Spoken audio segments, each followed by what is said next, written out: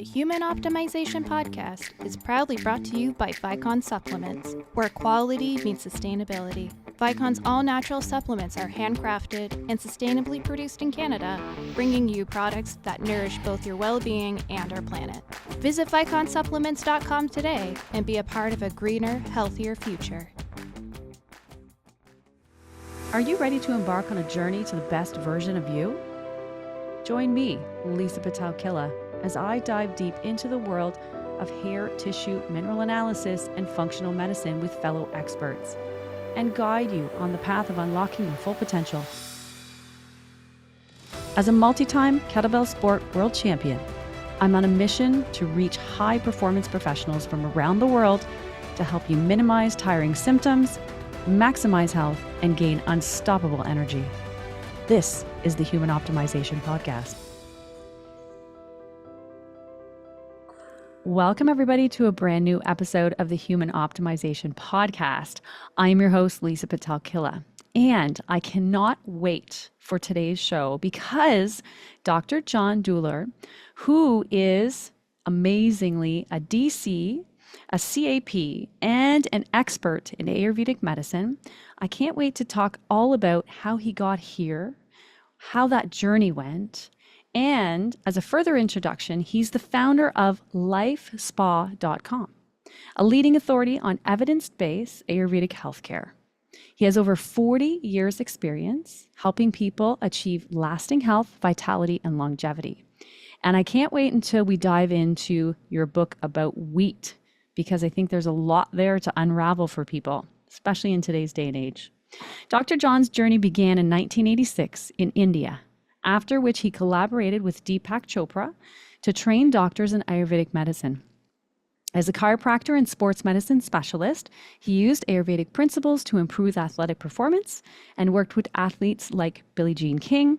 Dr. John has written several books and over 1,500 educational articles empowering a global audience of more than 11 million to reverse aging and heal naturally. Welcome to the show. Thank you, Lisa. Thanks for having me. Amazing. Well, I'm so happy you're here. And like I said, I always love to dive into where this started, where your journey kind of transitioned. Obviously, 1986 was a key year to when all this kicked off, and how you got right here. You know, if I go back to the very beginning, I was in chiropractic college taking a 500-hour acupuncture class, and I heard the word Ayurveda as the traditional system of medicine in India. I ended up finding a lecture to go to somewhere in LA, and I went and I listened to the lecture. And afterwards, I went up to the guy afterwards as an Indian man, and I asked him, I said, you know, I'm training for an Ironman, and I'm wondering if all this Ayurvedic, what does Ayurveda think about doing an Ironman? Because it's pretty extreme, right? Mm-hmm. And he said, well, what is that? And I said, well, you know, it's a 2.5 mile ocean swim, 112-mile bike, 26-mile run. And he looked at me and he said, why do you do that? And I had no answer for that. I had never really thought about why I did it. I just sort of could do it. Yep. And he looked at me, kind of rolled his head, and he said, do you meditate? And I said, yes, I do meditate. And he goes, do you sleep when you meditate? And I said, deeply. I get this great knockout sleep. I'll meditate, conk out, and then I'll wake up and I was in school, do my studies. And he looked at me again like I was sort of an idiot and said, you know, meditation is not sleep. It's different. It's a different state of consciousness. It's actually a state of being restfully alert. Mm-hmm. And you're not alert at all. You're conked out. And so he says, you're exhausted and you need to get rest. And I said, so you're telling me that if I were to meditate more and then not fall asleep and maybe train less, I would be able to, it'd be okay to do all this stuff. And he was like, yes, yes, yes. And next, please, you know. And, but I took that as like my marching orders, and I started training less, meditating more, started going on meditation retreats on the weekends, went to a 2-week meditation retreat.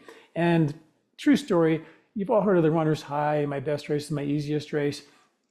I was shot into a zone experience for about 3 months, where I started competing at a highest level. I started competing, placing, winning medals, from being kind of a decent triathlete to I would call a decent or very good triathlete, very competitive.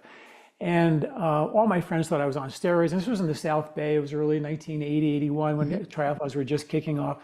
And they all thought I was on steroids or I got a new bike or something. And I was like, no, man, I just started training less and meditating more, getting more rest. A couple of my friends learned how to meditate like the next day. They were so excited about it. And so that just got me really interested and intrigued in how to, and I was just fascinated by this runner's high thing, you know? Yeah. So I ended up having an opportunity to go to India and study Ayurveda in 1986. I went for a 3-week vacation, ended up getting invited to stay there and learn Ayurveda, which is a miracle. And that's where I met Deepak Chopra, and I also met my wife and got pregnant, and we had to get out of India. And Deepak said, why don't you come back and run a center? I'm just starting a new center. We're training medical doctors in Ayurveda. It's just starting off. Why don't you come back and do that? So I did that. And that's when I started teaching medical doctors and realized that if I'm going to teach medical doctors sort of as a chiropractor, right, I better have science to back this up. So I started putting the ancient Ayurvedic wisdom, time-tested wisdom with modern science. And that's what we do today. I still write articles, 2 or 3 or 4 a month, all about these ancient medical practices that have been time tested, but also have the science, right? Because science alone, coffee can be good, coffee can be bad, dairy good, dairy bad, wheat good, wheat bad. You don't know. But if you have something that's been around for thousands of years and it's still here today and it has science, that's what I do. I kind of try to put those dots together for folks, and we put all that information out for free. So you can type in your health concern, find an article about ancient wisdom, modern science, and then you're off and running and figure out if it works for you. Amazing. Amazing. And what was when you discovered this, what was one of your biggest aha moments? Oh, wow. Do you have one? Yeah, for sure. When you learn Ayurvedic medicine, my teacher was a doctor of Ayurveda, but he also took the pulse of people, right? So he was taking, so I learned Ayurveda by following him around and asking him questions about the pulse. That's what he was teaching me. And he didn't actually give you, okay, here's today's lesson. It was more like, take your pulse 100 times a day. If you have a question, ask me. That was how it went, and I would just follow him around like a puppy dog. We'd see patients together, but I would just watch. Yep. And so one day, so I take my pulse, and one day I noticed I had a question, which was a big day, right? So I said, I noticed that the pulse changes at different times of day. And he got all excited and started talking to me about how the cycles of nature change from one time of day to the other. The sunlight is infrared in the morning, UV radiation in the middle of the day, and those change the function of the body. They turn on and off biological clocks. And they're circadian rhythms. That's why birds fly south and whales migrate. And I'm going like, that was the aha moment. I go, you're telling me that I can actually feel those same rhythms that make the leaves fall and the birds fly south and the whales migrate? I can do all that by feeling my pulse? And he goes, yeah, we're connected to those rhythms. And that was like got me completely hooked on a system of medicine that was a study of nature and how we can create some resonance with those rhythms, connect our biological clocks with those circadian rhythms, and live in harmony with nature versus kind of plowing upstream against it, feeling exhausted at the end of your day. Yep. And that was my big aha moment. That's what got me hooked into the whole thing. That's amazing. And how do you find, so we think about today's day and age, and we think about all of the things that will break that rhythm, right? Thinking about EMFs, for example. What are some of the tactics that we can kind of tap into to help be in that flow and that rhythm? I think that one thing that I used to, when I was in India, I used to drive into Delhi early in the morning. I actually joined the President's State Polo Club there for $80 for 6 months, and they would just let you ride for free for $80. And I was like, I learned some, we call beer polo in Iowa, when I was living there. It was like not Rolex polo. It was just like go hit the ball in the cow fields kind of thing. Yep. So I was like, you got to be kidding me. So I would drive in the morning, every morning I go there at 4 o'clock in the morning to get there. It was a long drive. And and they would only have the horses from like 6 to 7. It was really early in the morning. So I'm driving into Delhi and everybody's up, like it's dark out and there's people moving around. Like this is not how it is in the West. Like people asleep, no one even knows the sun rises. Everybody was up with the sunrise. And now we have the science to show that when the sun rises, you're getting an exclusive dose of red and infrared light that penetrates your skin into the cells, into your mitochondria, and activates an enzyme called the cytochrome C oxidase enzyme that activates mitochondrial energy. And it also when you think about the DNA damage from EMFs and the lifestyle we live, there's a lot of waste products that are caused by the energy production in our body. It's damage. It's like nuclear energy makes a lot of waste. That's an issue. Our body does the same thing. And the infrared light in the morning, if you're there in the morning, watching it, letting it hit your skin, through your brain, through your skull, into your brain, through your clothes, into your tissues, it activates the same enzyme to produce an antioxidant that swabs up all that DNA damage, which declines as you age. So therefore you don't clean up the waste as much as you should, and we age faster than we would like. And that antioxidant is literally called melatonin. And this is the melatonin that is 90% of the melatonin in your body is locked inside of your cell, activated by the sun. The melatonin that gets us to sleep at night, that's just 10% of the melatonin, which doesn't like the sun, right? Because that disappears. So it's so interesting to really understand the details in how everybody in that culture where they were meditating, in the sun at the sunrise, they were, doing, sun salutations at the sunrise, yoga at the sunrise, but they were all there. And that's something that our culture, if you start the day there, it's like synchronizing your watches where your biological clocks for nighttime know, hey, the sun's in my face, that's over, it's time to turn the clock's on. And that gets your body in rhythm every single day. And that's like a simple thing to do. Well, not maybe so simple to wake up early, but it is something that has extreme value for our health and longevity. Yeah, absolutely. And what would you say, a lot of times I feel like people don't even have the time or think they don't have the time to slow down. So many people, and I've come across this before, you talk about meditation, they're like, oh, I don't have time for that. Or, oh, I don't know how to do that. That's too, I don't even have time to think about how to do that. Right. And I feel like it's something that we get overwhelmed by in some instances, but it doesn't have to be difficult. I wrote an article about this not that long ago, and I called it the elephant in the room with regard to metabolic syndrome, which is like high blood pressure, high blood sugar, high cholesterol, belly fat, visceral fat, all that.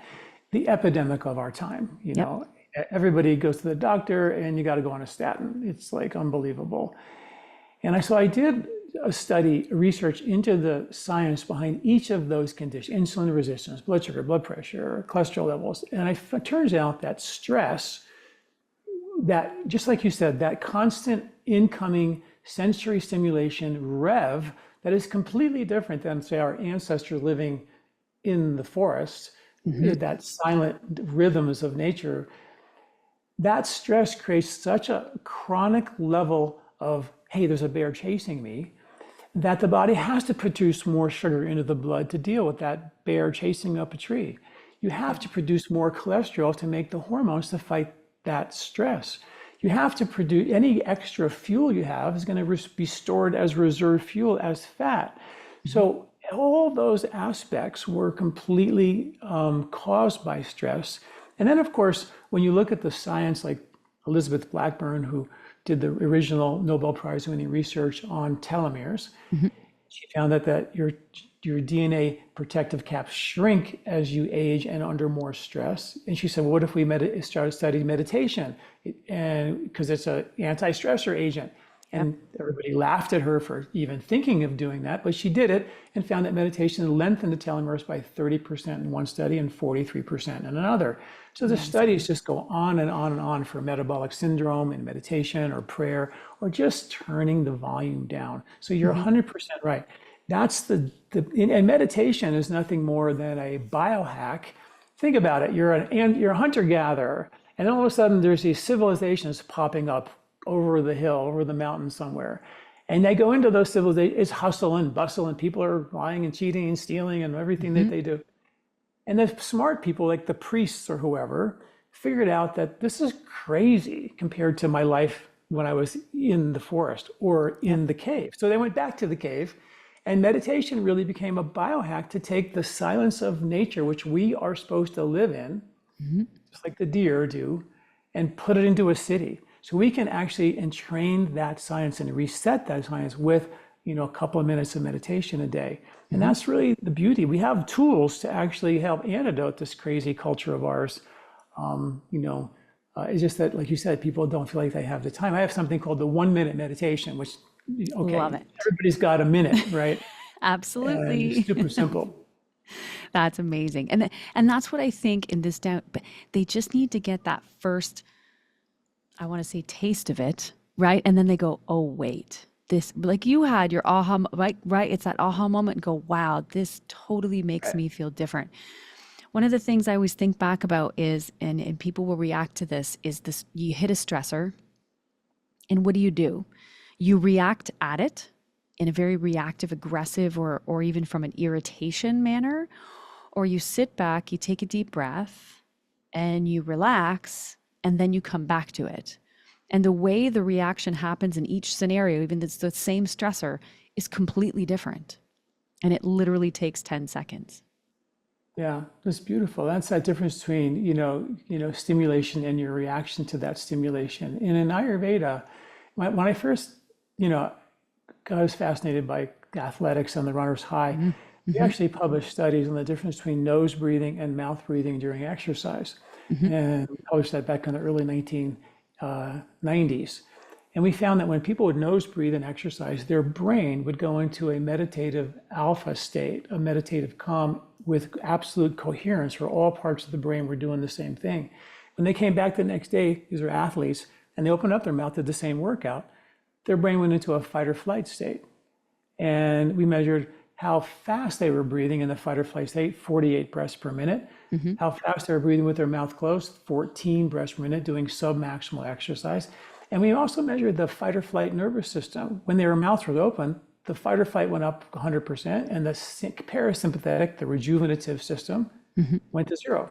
But in our study, when they did nose breathing, the two opposite nervous systems coexisted, which means you had that like restful alertness thing we talked about. They had the dynamic activity of stimulation, but they had composure and calm at the same time. And I call that the eye of the hurricane effect. So when you learn how to create that inner calm, using meditation to kind of pull back the bow and create a level of composure and calm. If you pull back the bow and you're moving the string around, good luck finding your arrow, right?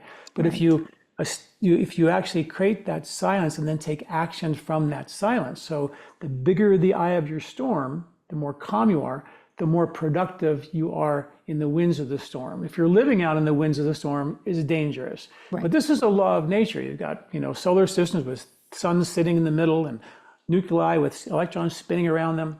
You have hurricanes, the bigger the calm, the more powerful. And that's who we are. The more we can create that inner composure and calm, it's not about like, oh, you should meditate and do nothing and sit in a cave and do nothing all day. It's the exact opposite. The more you can establish that calm, the more powerful and productive you can be in your world without feeling worn out at the end of the day, which most people do. And that's why I used my first book was called Body, Mind, and Sport, which was all about that. And I worked with Billie Jean King and Martina Navratilova and the New Jersey Nets and so many athletes over the years, training them how to breathe through their nose so they can, and meditate so they can create that neurological calm and take that with them onto the either basketball court or tennis court or driving to pick up your kids from soccer practice, whatever. The same rules apply. Yeah, absolutely.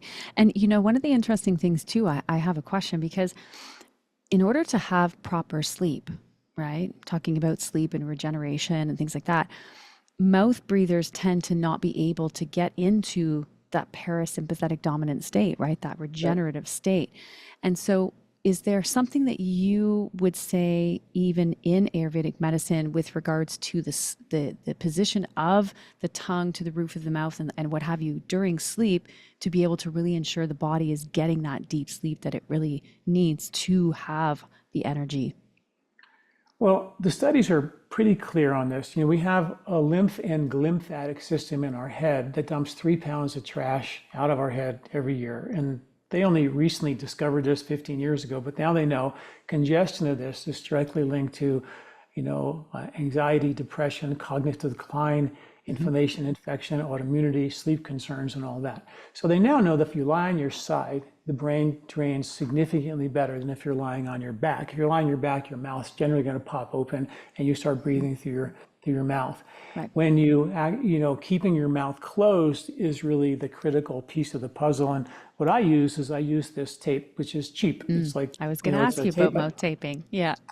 I get it in the grocery store. So it's a Next Care tape for sensitive skin, so it's really safe. And what you do is you take it, so a lot of people are selling these mouth tapes for like $2 a night. It's crazy. It really adds up, you know. Yeah. So you put it like this first. So in a And then vertical, if you yeah. wake up, if you can wake up in the morning, you can still breathe through your mouth. You're not going to suffocate. You wake up in the morning, and if it's still there, you're great. If it's on the ceiling, didn't go well. You know? So you work on training yourself to do it this way. And then once you can do it that way, then you can go this way. And when you work on training yourself to have that still sealed in the morning, you've trained yourself to be a nose breather while you sleep. And while you're breathing through your nose, you're producing this antiviral gas, that won the Nobel Prize, called nitric oxide, that you produce 100% when you breathe through your nose and 0% when you breathe through your mouth. So while you're keeping your mouth closed, you know, while you're out, where we're talking today, if I was in a room with people, I'd be breathing in as I'm talking all kinds of viruses and bacteria and expose my respiratory tract to that infection. But if I were to then go to bed and close my mouth, I activate this nitric oxide antiviral gas that washes all that potential infection away. Not to mention, it keeps the saliva in your mouth very lubricated, which is an environment for about over 1,000 microbes in your mouth that are bacterial. But when you open your mouth and your mouth dries out, you lose all those good bugs, and unfortunately, the bad bugs proliferate in that kind of dry mouth environment. So that, and of course, when you have your mouth closed, you're breathing into your sinuses, and you're activating this brain lymphatic system, because the pump for your brain lymphatic system is your diaphragm. That's the number one pump of your lymph system. So one recent study showed that 91% of athletes don't have a diaphragm relaxing and contracting fully. So really none of us do. So we all have to really work on diaphragmatic function. And the best way to do that is learn how to be a nose breather when you're hiking and when you're sleeping, because that'll naturally activate your diaphragm. And there's also breathing techniques that can really open it up as well. And what are some, or even one of a simple breathing technique that would be kind of a starting point for people to utilize and implement? So I wrote an article called The Best Diaphragmatic Breathing Exercises. And you should know that the diaphragm is not only the pump for your lymphatic system, for the brain lymph, for your belly lymph, extra weight around your belly, it's all lymph congestion. Studies show, at least 15 of them show, that if you do what's called in Western science maximum inspiratory breathing techniques, which strengthen your diaphragm, it reverses your heartburn, GERD reflux, and indigestion. It's been shown to lower blood pressure in 3 minutes faster than the medication. These are all scientific studies that I'm citing right now. It's also been shown women with breast cancer have significantly more congestion of the anterior diaphragmatic lymph nodes. So getting your diaphragm strong is critical. Your rib cage has a job in life, which is to squeeze all the air out. That's its only job. And it does it really, really well. And the only reason why your rib cage would open is when the diaphragm contracted fully to kind of fill up this big balloon. But what happens over stress, every time you get stressed out, we change how we breathe. And that breathing becomes normal to you. Another stress comes along and the rib cage gets a little tighter and a little tighter. And every time you get stressed out, that new stress version of breathing is your new norm. And that's why we have to fight back against it. So what I start with this article called The Best Diaphragmatic Breathing Exercise, there's 3 videos there, but the basic one is what I call flossing your diaphragm. So what you can do is take your arms up like that and breathe in through your nose only, long and slow and deep, and fill your belly. And then fill your chest as you continue to inhale, and then fill your upper chest, okay, as your arms go up. So it looks like this. First, fill your belly, then my chest, my upper chest, and I suck in as much air as I can. And I feel my diaphragm going down, my rib cage going up, and then I let the air out. I do 10 straight up, and then 10 to the side, over to the side, fill my belly, chest, upper chest, and then sip the air in and come down and breathe out. And then you can do some simple yoga postures doing the same thing. So the idea is that as you're in sort of a torsionally stressed position, whether it be yoga or stretching or reaching, the diaphragm's going down, your rib cage is going up and back, and you're separating your diaphragm from your rib cage, and they're supposed to be independent. Right. And that's the beginning. That's what everybody should start there. Your breathing techniques, you're trying to be a nose breather, trying to do pranayama techniques, all that isn't really going to work if your rib cage is cage-like. So we need to mechanically get this thing opened up. And yoga is great, but if you don't actually fully inhale slowly, not fast, then that rib cage is not going to free up for you. So you're just going to go right back to breathing like a rabbit, shallow breaths, which activate upper chest fight or flight receptors, and you're back to being chased by a bear again. Absolutely. And I find it interesting because the chase by a bear, and again, in today's society, it's chronic. You mentioned that earlier, right? And so for those people listening, I mean, a lot of you are practitioners, but for those who aren't, when we think about in previous times, that bear would chase us, but we're expected to come down and calm back into what you call, or I can say what you call in the forest, right? Everything calms down. Our sympathetic, our fight or flight comes back into balance. But in today's overstimulated society, that fight or flight never shuts off. And we're constantly being chased by the bear and then wondering why we have no energy and end up in burnout. Right? That's absolutely true. And I think that's why, I love the bow analogy, right? You pull back the bow, and if you hold it perfectly still and then shoot it, it's a transformational experience. But if you're holding it and moving it like this and you're taking action, you're living in the winds of the storm, and that's a dangerous place to be. You're going to be exhausted at the end of every day. You're going to live for the weekend to recover. It's just going to be a life upstream against the grain, Yep, I absolutely agree. Absolutely agree. And so let's talk about some of your books, because you've got numerous books, and some of them so you mentioned Body, Mind, and Sport, obviously, with a foreword by Billie Jean King. And that's interesting. Obviously, I've done a lot as an athlete as well, and even an older athlete, my 40s, 50s. And so what were what was kind of the inspiration to bring that book to the table for the athletic population? Well, it turned out to be way more than my original goal of writing that book was the fascination of the runner's high and the zone experience that I experienced. And I wanted to study it and replicate it. And we did publish studies in the International Journal of Neuroscience.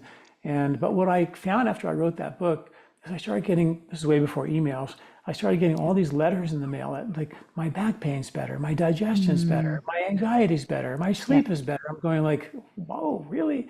And so I started then digging deeper into the physiology of what your diaphragm really can do. It's the number one pump of your lymphatic system. It pumps out the brain trash, which is 3 pounds per year.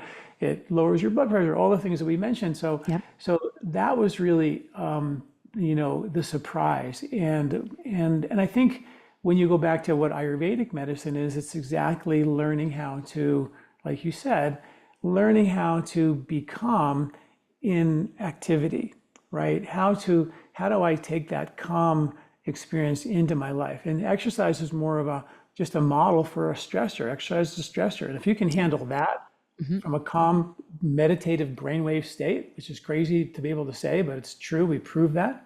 Yep. Then why can't you do that driving in your car or going to work or dealing with your kids? And that was the idea. So that's where Ayurveda was like, well, let's live a lifestyle of eating in harmony with the seasons. Let's eat at the right time and go to sleep at the right time. So you have that. So you're going downstream with these circadian rhythms. Eating seasonally does the same thing. Rebooting digestive strength, which most people have broken down digestive systems. That causes all types of stress. And then you end up craving bad food and not even digesting it. And you end up with bloating and heartburn and all kinds of problems. So Ayurveda was a system of medicine designed to bring the body into balance so it feels good. And then you have a natural inclination to kind of live more, wake up with the sunrise and go to sleep with the sun. But if you're out of whack and you're eating bad food, you're going to stay up late, have some wine, alcohol. Not that it's bad to do that, but if that's your go-to to feel good on the planet, then you're dependent on something that's not really in your best interest long-term, Absolutely. Absolutely. And one of so you do have also the 3-season diet, which I think is amazing.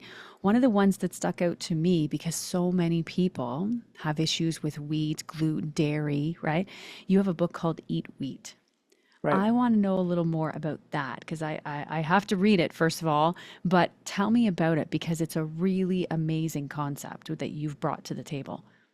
Yeah, well, people take wheat out of their diet and the problems don't go away. They feel Hmm. better because they're not eating the wheat, but then, and Right. then they eat dairy, they have a similar problem. And then next thing you know, they can't eat. And now we're being told that if you eat nuts or seeds or grains or legumes or nightshades or oxalates or goitrogens, they're all bad. Lectins, all these things are bad for us. I'm going, wait a minute, our ancestors lived on these things. Hmm. And now all of a sudden, people can't even eat rice and beans anymore, which Yeah. half the planet would completely disappear if you took rice and beans away from their staple. Yep. So it wasn't anywhere near accurate to say, okay, we're going to take the food out of the diet and we're going to solve your problem. The food that makes you feel bad, sure, don't eat wheat if it makes you feel bad, of course. But now let's fix the real problem. Taking the food out didn't solve the problem. The wheat is more of a canary in the coal mine saying, you know what, something's actually wrong. And what's also interesting that people don't know is your ability to digest well Hmm. is directly linked to your ability to detoxify well. And the EPA reports every year that we dump 70 million tons of toxic chemicals in our atmosphere that filter down into the air we breathe, the water we drink, food we eat, and you have to digest it. You have the ability in your digestive system to break down glyphosate and even heavy metals from the environmental pollutants. Hmm. But if you overwhelm the system with that, yeah, we can't handle all of it. So the idea from the Ayurvedic perspective, which is like their whole thing is fix and troubleshoot your digestive system. So Eat Wheat is really a troubleshooting guide to go through every aspect of your digestion and figure out what's wrong and fix it. Is it your stomach acid? Is it your bile flow, pancreatic issues, duodenal issues, liver issues, gallbladder issues, intestinal microbiome issues, lymphatic issues? They're all linked to digestion. And once you know what the problem is, then we have something called the Digestive Health Quiz. You don't even have to read the book. Just go to my website, type in Digestive Health Quiz, and it'll ask you questions about every aspect of your digestion and give you herbs and foods to eat to repair that. Hmm. And, and more importantly is that when people go off of dairy or wheat, for example, celiac people, Hmm. their problems are not solved. They have long-standing nutritional deficiency issues, but they didn't really fix the problem. We just took off the major aggravator. Yep.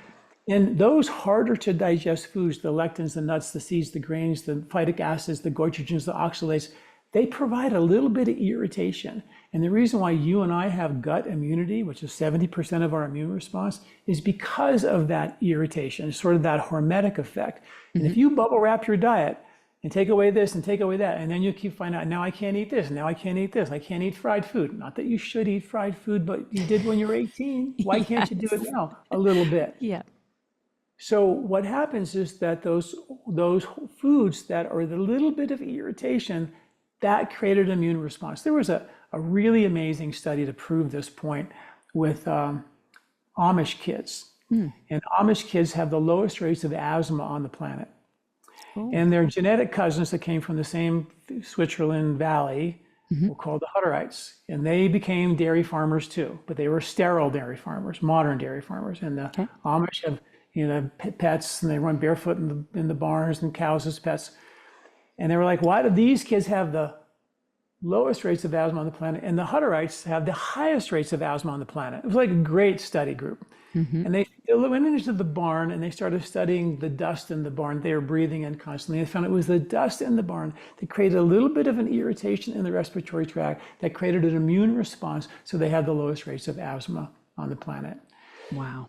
People who eat wheat compared to people who don't eat wheat and who are gluten-free but don't have to be, not celiac, have people who eat wheat 4 times less mercury in their blood than people who are gluten-free but don't have to be. Significantly more good bugs, less bad bugs, and significantly more killer T cells than the folks who don't. So we know that taking and bubble wrapping your diet might make you feel good for a little while, but you haven't solved the problem. And that's what Eat Wheat's about. Hey, let's get to the source of this problem so we can be done with it and eat foods in a seasonal way. You get your grains in the fall and your meats in the winter and your calorie restriction in the spring and carbohydrates and fruits in the summer. Every one of those foods have microbes on it that are different from one season to the next. So when you eat those foods, You inoculate your gut with the right bugs for the right season. They give you immunity in the winter and decongest you in the spring and get rid of heat in the summer. This is nature's way. But now we eat the same food for every year. The grocery stores have the same stuff. It's been there for 7 months, 9 months, 10 months, 11 months. Not a good look. So that's the simplicity of it, really. I love it. Well, and you're right. You're not getting to the base of the problem. You're just taking something out that right now the body's having a reaction to, right? Right. So exactly. And before I share some of your links and what have you, Perfect Health for Kids. So this is another one of your books, and I truly believe, as I think most people would, is that the next generation needs help with regards to all the things that they deal with, whether it's stress resiliency, understanding of their body, again, the grocery store food, right? They're further away from even where I was back in the 70s and 80s now from nature, right? So tell me a little bit about the book and where that inspiration came from too. Well, my wife and I had 6 kids,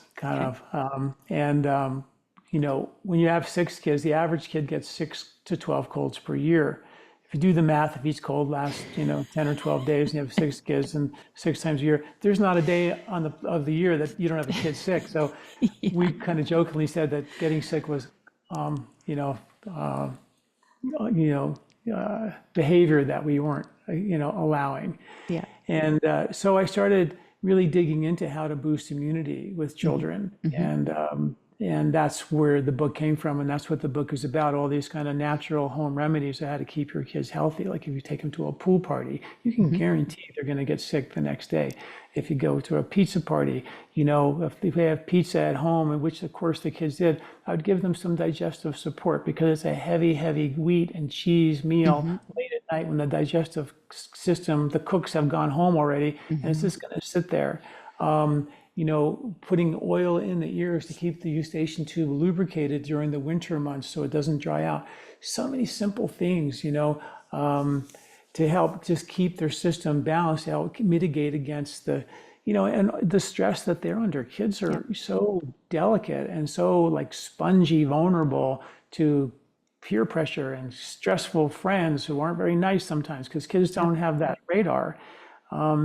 It can be really stressful. So that's and also just, having them eat, this is a list, this is a grocery list from our three season diet book, which means the 3 seasons are that there is 4 seasons. I still know that, but the 3 seasons are the harvest. You have a spring harvest, a summer harvest, and a fall harvest for winter eating. That's the idea. So you take the spring grocery list, circle the foods on there that you like, and this is free on my website, and give yourself permission to eat more of those foods. It's that simple. And the asterisks on the list are the superfoods for that season. And there's 3 lists. You just circle them, eat more of them. You're well on your way to getting the right foods, the right microbes for your gut for the right season, which is, we have an extinction event taking place right now on this planet. And the lack of microbial diversity, according to a Stanford study, is directly linked to why that lack of microbial diversity is absolutely an extinction event. So eating more whole foods, more organic foods, even using whole herbs versus extracted herbs, which are soaked in alcohol and they're sterile, they work more like a drug than they do restoring your function. But the whole herb, the ones that we use, have all the natural microbes in them that support the intelligence of the plant, just like our microbiome supports our intelligence. Our foods are the same thing. So you really want to, if you're going to take herbal medicines, you want to get the whole plant, not a sterile version of it that you might end up getting dependent on, or it builds tolerance, or it's just sterile. It doesn't actually have that intelligence to reboot your function. It's sort of doing the job for you versus getting the body to do it itself. So you don't become dependent on a pill or a powder. That's the goal. Yeah, absolutely. And what would you, I'll finish with this. What would you say to parents nowadays? I feel like kids are bombarded with advertisements and marketing and all these sugar-laden things and the cereal with, in the morning and all the things, right? What's something simple that they can introduce to them that may put them on a better path for eating specifically, just in general? Yeah. I think the thing that we did with our kids is we basically made sure, because your digestive clocks turn on in the middle of the day to really cook the food. Yep. And the kids would come home from school and they want cookies and milk, or they want a snack, right? Yep. Yep. And if you give them that cookies and milk, then their blood sugar is going to go up. And then an hour later, when they should be doing the homework, they're going to crash. And all they were doing is fighting with their brothers and sisters, right? It's just a disaster. And so what we did is we would actually have a nice big meal. I'd come home for lunch. We'd have a nice big meal. And then when the kids come home, that food was still on the stove warm, and they would sit down, and they're starving at that point. So they'll sit down, they'll eat green stuff and vegetables and things that they probably wouldn't eat. You know, at dinner, you're fighting to get them to eat because they've been doing this all afternoon. Right. But that's the time they're actually starving, you know. And so that was the one thing that really helped keep sanity in our house with 6 kids, is when they come home, we feed them right away. Really good food, not a snack. Give them a real big meal. And then dinner could be a little bit later, even if that was okay in the summertime, a little bit later was okay. But they had that meal that created stability in their blood sugar, and they weren't doing this. And that's really, that blood sugar stability is the key for them to not be craving the bad stuff. They start actually having, you know, that was really the key. And I think it really saved us. In fact, it saved me first, because my first Ayurvedic consultation was back in 1984. And a doctor took my blood pressure and said, "You have high blood pressure, John." And I was like, "Not possible. I meditate, I exercise." And I did have it. And he said, I said, he goes, "What do you eat for lunch?" And I go, "Well, I have a busy practice. I just got into practice and I skip lunch a lot because I'm running behind, whatever." And he said, "Go home, have a nice warm cooked meal in the middle of the day for lunch. You'll never have high blood pressure again." I was like, "Come on, you know, give me one other pill, or give me an herb or something, fix this for me." Yeah.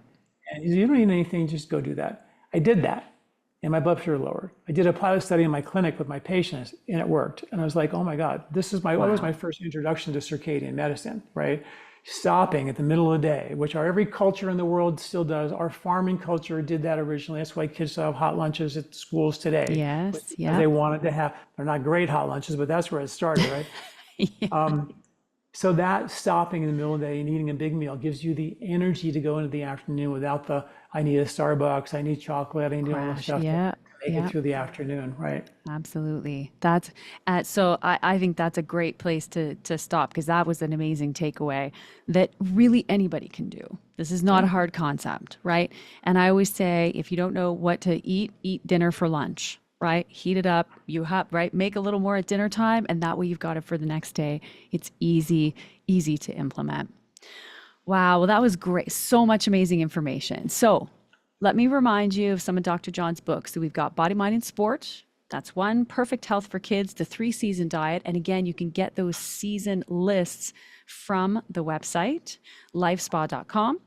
And Eat Wheat, which again, I'm definitely digging into that one, because I love the concept of what you're trying to do. And again, it's about the root cause. What's at the base of this, and fixing that to be able to then get to that next stage, right? So we will share all of Dr. John's links in the description, so you can find him on LinkedIn, Facebook, Instagram, and of course, lifespa.com. And thank you so much for being here with me today. Some amazing information, amazing insights. It was super cool to hear about your revelation and that aha moment, because there's always one that really resonates. And I think yours was really spectacular. So thank you for taking the time to share that with us. Lisa, thanks for having me. I appreciate it. Absolutely. And so for those watching on YouTube, make sure you follow my channel. We're here every 2 weeks. Give this episode a thumbs up. And for those of you listening on your favorite podcast host, we appreciate you. Give this episode a like, and we will see you next time. Thanks for joining us today on the Human Optimization Podcast. Episode technical production is by Grace Sylvester and guest booking by Stu Tate. Want to learn more? Visit LisaPitel-Killah.com for incredible free resources to supercharge your journey to becoming the best version of you. If you enjoyed this podcast, please like and subscribe to the Human Optimization Podcast, and follow me on social media at Lisa Pitel-Killah.